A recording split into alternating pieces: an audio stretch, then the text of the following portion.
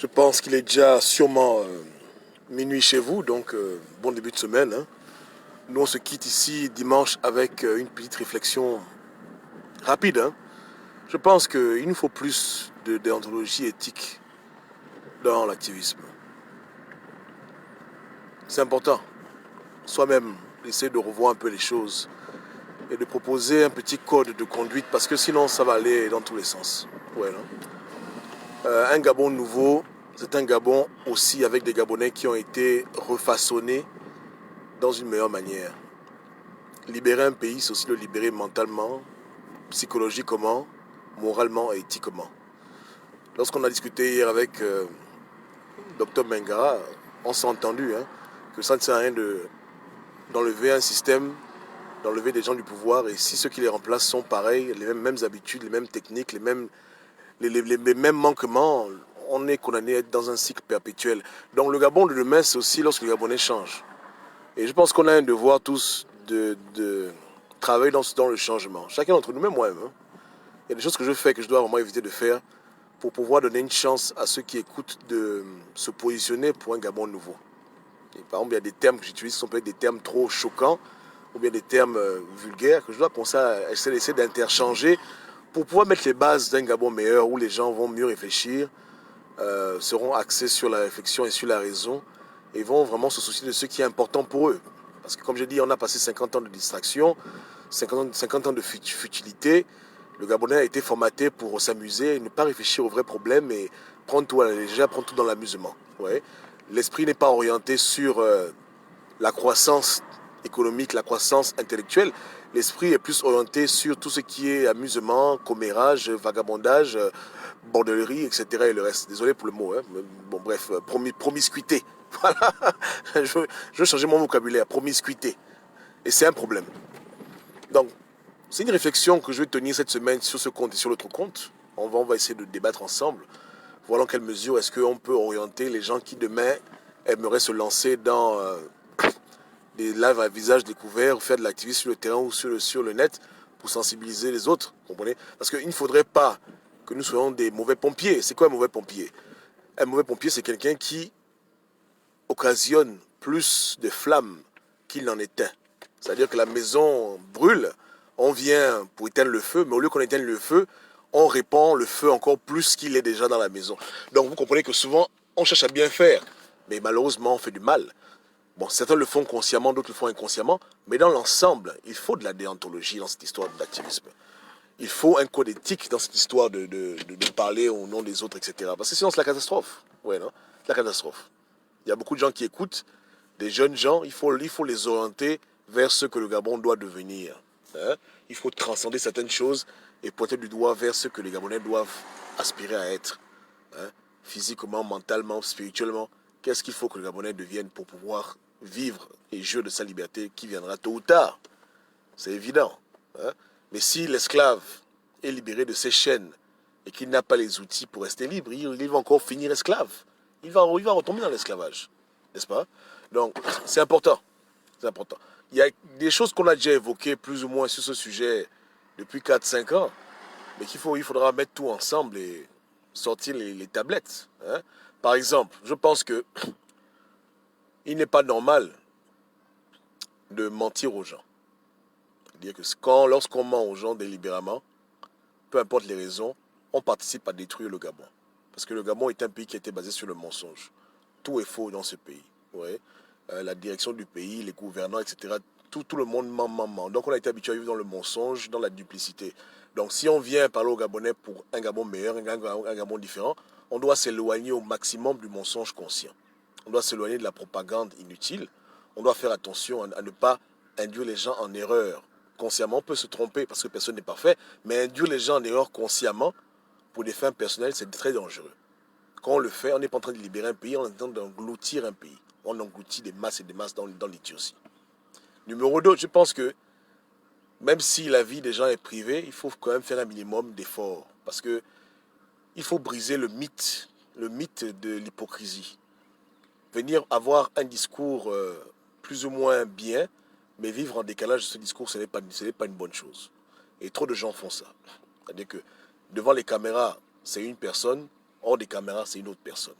Je pense que les gens doivent apprendre à être sincères, avec leurs défauts et leurs qualités, apprendre à se présenter au peuple tels qu'ils sont, pour ne pas encourager les Gabonais à eux aussi vivre dans des films où les gens veulent toujours être ce qu'ils ne sont pas.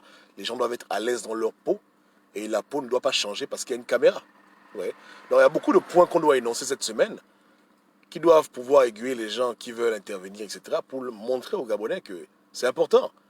Les gens se font éduquer grâce à ce qu'on fait, donc on a un devoir de les orienter le plus possible dans le bon chemin. Dans le bon chemin, dans la bonne direction. C'est important. C'est important, important, important. Hein? Si on ne fait pas ça demain, les choses peuvent changer au niveau de la gouvernance du pays, mais le Gabon restera pareil. Les gens auront toujours le goût du vol, le goût du mensonge, ils auront toujours les mêmes concurrences, les mêmes jalousies, le même matérialisme. Ils seront toujours minés des mêmes mots qui détruisent une nation. N'est-ce pas? Voilà. Donc, il faut qu'on en parle. Hein? Il faut qu'on en parle.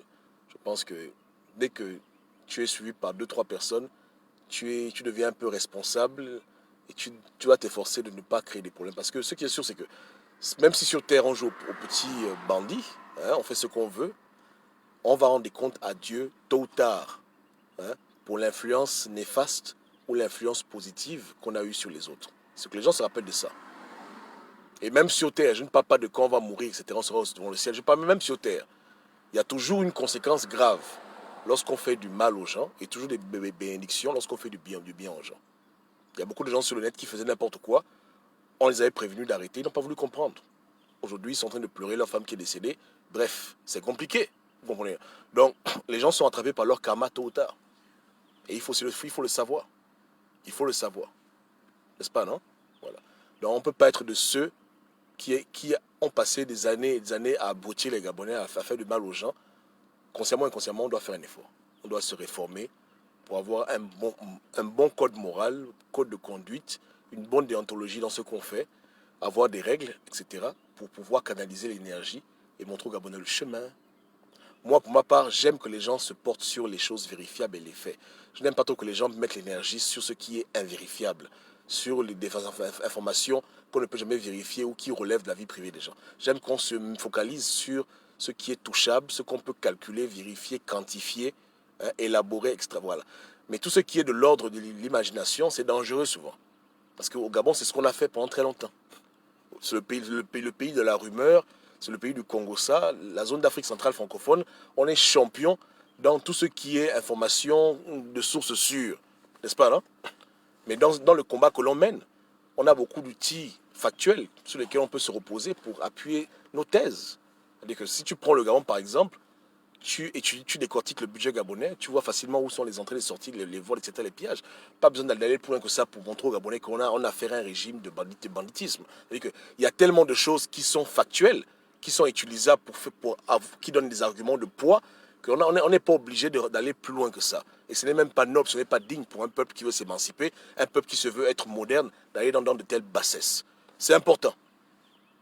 Le Gabonais de 2030, 2050, 2070 doit être quelqu'un d'intelligent, aguerri, discernant, quelqu'un qui réfléchit et quelqu'un qui est dans le progrès et qui ne va pas dans la saleté, dans les trucs inutiles. Quelqu'un qui est dans le progrès, qui est dans l'avancement, qui est dans le modernisme.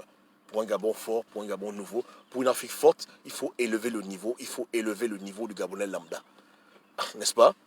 Au lieu qu'il lise les magazines de bordellerie, désolé, de promiscuité, il doit aller lire les magazines sur l'économie, il doit lire les magazines sur la science. Il doit prendre plaisir à ce qui l'enrichit, à ce qui enrichit son peuple. Il doit se poser les vraies questions dans les quartiers, avoir les vraies discussions, les vrais débats, à chercher des vraies solutions pour ses problèmes au quotidien. Il doit élever le niveau. Il ne doit pas s'asseoir pour discuter ce qu'il y a eu dans les films de Marimar, si Dona Béja a eu tel copain. Il doit élever la barre. Même dans les villages, au fin fond des villages, il faut que les Africains élèvent le niveau. Il faut qu'ils s'élèvent et qu'ils s'émancipent sur tous les plans. Spirituellement, intellectuellement, hein, dans tous les domaines, moralement, l'Africain doit s'élever. Parce que c'est le reflet de qui on est dans le monde. Quand un peuple pense mal, quand un peuple est dans les choses basses, il sera dominé, il sera abusé. C'est tout. Parce que sa réflexion est trop basse, donc c'est là où il est. Et c'est là où les gens marchent sur lui. Vous comprenez, hein? C'est important. Voilà. Même autour d'une bière, hein, ça n'empêche pas que les gens peuvent boire leur bière. Mais autour d'une bière, on parle de quoi? On parle du match de football ou on parle de comment changer notre quartier et comment le faire avancer? C'est ça que je dis. Hein, c'est que d'ici 20 ans, même les discussions de quartier doivent changer au Gabon. Vu les enjeux, vu les défis que l'on a en tant qu'Africain dans ce monde, en tant que Noir, même dans le quartier, même chez Maman Gâteau, on doit commencer à parler des vrais problèmes. On doit commencer à parler des vraies choses, des choses essentielles. Même avec les Gabonais qui n'ont même pas fait l'école, peu importe leur degré d'études, il faut que les choses changent. Il faut que le Congo, ça s'éloigne du Gabon et que les Gabonais embrassent d'autres formes de discussion, qu'ils orientent leur esprit vers d'autres soucis plus importants de la vie, pour eux-mêmes et pour leur propre pays. Et pour ça, il va falloir développer ce code déontologique et investir dedans. N'est-ce pas, non? Ok. Donc, de la même manière que les gens se précipitent pour aller voir les matchs du Barça, il faudrait aussi que les gens se précipitent pour écouter les masterclass. Pour que les gens comprennent mieux leur monnaie, que les gens comprennent mieux leur existence, qu'ils comprennent mieux les pandémies. Il faut que les gens changent leur habitude. Et je le dis, hein, l'État gabonais a abruti les gens. Avec la télévision, avec la radio, les programmes télévisés qu'on a suivis, nous ont habitués à tout ce qui est distraction. On nourrit le Congo ça, on nourrit la bêtise humaine. Et voilà les conséquences. Voilà les conséquences. On peut être pauvre en argent, mais pas pauvre en esprit. Donc personne n'a d'excuse. Pas parce que tu es au chômage que tu dois être atterré, alité aux idioties de ce monde. Dans un pays aussi, un pays riche mais pauvre, avec les conflits qu'on a chez nous, les problèmes qu'on a, c'est pas tolérable. Vous comprenez? C'est pas tolérable. Donc c'est pour tout le monde. Et spécialement pour les gens les plus démunis, les plus défavorisés. Ils doivent réfléchir comment sortir de leur défavorisement. Ils doivent réfléchir comment sortir de leurs conditions. Au lieu de se demander qui a gagné le match hier à la télévision, qui couche avec qui fait quoi, les trucs qui n'apportent rien à personne, concrètement parlant. J'avais dit, non? Que les gens vont découvrir des grands secrets, mais après le pays va être libéré. Non. Voilà.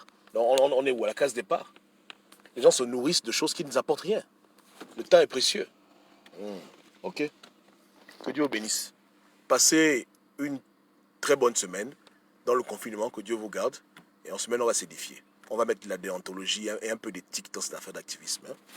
Voilà, on va dire que insulter les gens ne sert à rien. N'est-ce pas, non? Dénigrer les gens ne sert à rien. C'est pas constructif. Les insultes ne valent rien. La critique qui est bien argumentée pèse plus. Donc on va développer ces choses pour orienter les Gabonais à mettre leur énergie dans des choses qui vont pouvoir changer leur pays. N'est-ce pas, non? On doit arrêter d'être comme des sauvages, parce qu'après, quand on nous traite de singes, on se fâche. Mais c'est ce que nous avons fait. Vous comprenez? Donc les gens, quelque part, ils nous jugent, n'ont pas trop tort de nous juger.